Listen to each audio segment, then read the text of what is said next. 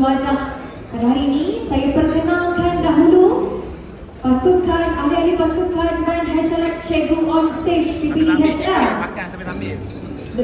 Yang pertama, Encik Muhammad Najmi bin Zamani daripada SK Jalan 3 yang merupakan drama di situ.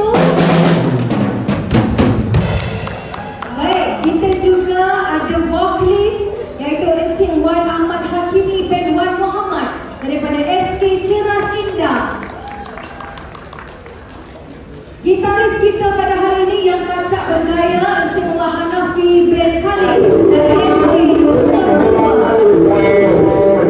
Kita ada gitaris juga yang kacak lagi bergaya Encik Ahmad Rizal bin Saleh dari SK Taman Jaya. Vokalis kita juga daripada SK Taman Rakan Cikgu Alia Iriani binti Mazlan. Dan keyboardis kita Encik Muhammad Zamiaddin Wan Muhammad Khairuddin dari SK Taman Jaya.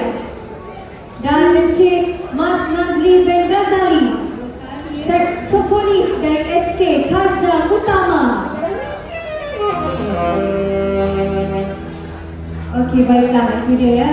Kalau tadi kita telah perkenalkan barisan pemain muzik, apa kata kali ini kita perkenalkan pula barisan peneraju acara. Mana muzik?